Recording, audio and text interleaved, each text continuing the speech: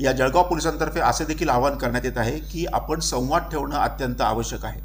आपल्याकडे वेळीच संवाद आपण जर ठेवला तर अतिशय मोठ्या प्रसंगाला देखील आपण चांगलं तोंड देऊ शकतो. आपण हल्ली बघितलं असेल की सोशल मीडियावर देखील अनेक वेळेला पीअर प्रेशर डेव्हलप केलं जातं, आपल्या स्वतःची तुलना देखील केली जाते. तर ते देखील आवाहन आम्ही करत आहोत की अशी कोणतीही तुलना आपण करू नये. स्वतःला ओळखून आपण आपलं जीवन गठीत केलं तर आत्महत्यांचं प्रमाण नक्कीच आपण कमी करू शकतो. सर, महिलांचं प्रमाण खूप कमी आहे पुरुषांच्या तुलनेमध्ये. पुरुषांच्या आत्महत्या पाठीमागील काय कारण आहेत आणि महिलांच्या आत्महत्या होतात तर त्याची काही कारणं समोर आलीत का? पुरुषांचं जसं मी आधी सांगितलं की सगळ्यात मोठं कारण आहे दारूचं व्यसन, नैराश्य, कर्जबाजारीपणा, आजारपणं, लग्न न जमणं. आणि महिलांचे देखील आम्ही जे कारणं ॲनालिसिस केलं त्याच्यामध्ये सगळ्यात मोठं कारण आहे ते म्हणजे कौटुंबिक कारण आणि नैराश्य. जवळजवळ 11 महिलांच्या आत्महत्या या कौटुंबिक कारणाने झालेल्या आहेत आणि बाकीचं नैराश्य आणि प्रेम प्रकरण याच्यामुळे देखील महिलांना आत्महत्या केल्याचं निदर्शनास येत आहे. जिल्ह्यामध्ये आत्महत्यांचं प्रमाण वाढल्याचं पाहायला मिळतं. त्यातल्या त्यात पुरुषांच्या आत्महत्या महिलांच्या तुलनेत खूप जास्त पटीमध्ये आहे. काय कारण आहेत? पोलिसांनी काय विश्लेषण केलेलं आहे सगळ्या आत्महत्यांचं? जळगाव पोलिसांतर्फे 1 जानेवारीपासून 30 जून 2026पर्यंत आपण झालेल्या आत्महत्यांचं आपण एक ॲनालिसिस केलेलं आहे.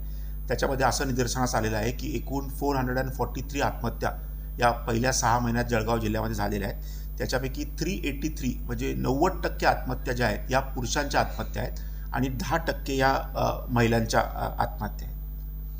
सर, यात आणखी एक धक्कादायक आकडेवारी अशी समोर आली की लग्न होत नाही म्हणून मागील 6 महिन्यात 29 तरुणांनी आपली जीवनयात्रा संपवली. याच्यामध्ये जळगाव पोलिसांनी आत्महत्याचे कारणांचं विश्लेषण देखील केलेलं आहे. त्याच्यामध्ये सगळ्यात मोठं कारण आहे ते म्हणजे दारू आणि इतर व्यसन.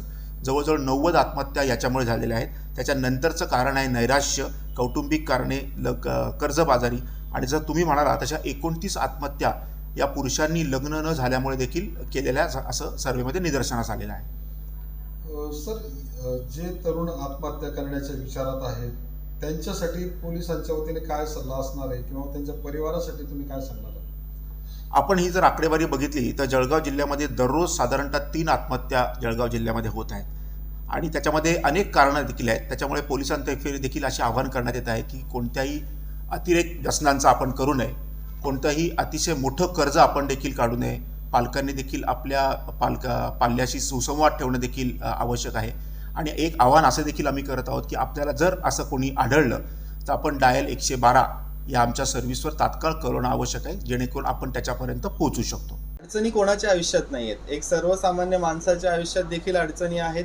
आपले थोर व्यक्तिमत्व होऊन गेलेले शिवाजी महाराज, डॉक्टर बाबासाहेब आंबेडकर, आपले स्वातंत्र्य सेनानी व जीवनातल्या घटकात असलेल्या प्रत्येक लोकांनी आजकाल समस्या ह्या भोगलेल्या आहेत व ह्या समस्यातून त्यांनी तोडगा काढून मोठे मोठे साम्राज्य व मोठं कीर्तिवंत त्यांनी आपलं आयुष्य घडवलेलं आहे. तर आपण ह्या आत्महत्येचा मार्ग न स्वीकारता आपण आपल्या जीवनात काहीतरी नवीन करण्याचा किंवा ह्या देखील तोडग्यातून बाहेर येण्याचा आपण एक धैर्य धरला पाहिजे. आणि याच्यामध्ये कधीही आपल्याला कोणाचीही मदत लागली तर आमच्यासारखे तज्ज्ञ सायकॅट्रिस्ट, त्याच्यानंतर तज्ज्ञ डॉक्टर जे आहेत किंवा आपल्या समाजात असलेले बरेच असे घटक आहेत जसं टेलिमानस आहेत किंवा बरेच NGO आहेत, त्यांचा आपण मदत घ्यावी व त्यांच्याकडून नैराश्यातून बाहेर येण्याचं व आत्महत्येचा मार्ग न निवडता जीवनाचा मार्ग निवडा, एक पॉझिटिव्ह मार्ग निवडा आणि आपण समाजाला काहीतरी दायित्व आहोत याचा मार्ग आपण निवडला पाहिजे. जगले तरच मार्ग निघेल असं म्हणायचं तुम्हाला?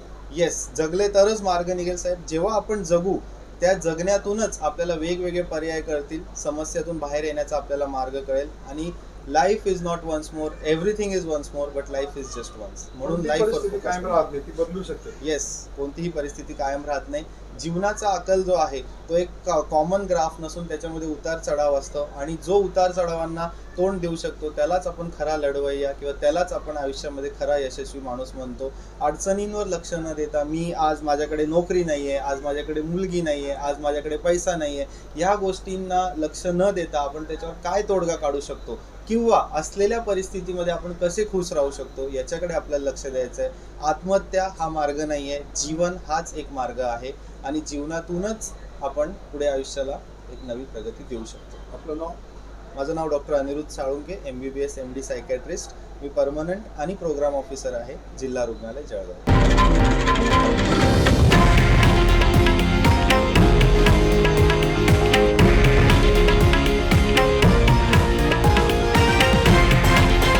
हे आहे देशातील नंबर 1 न्यूज नेटवर्क आणि आपण पाहत आहात TV9 मराठी, एकमेव.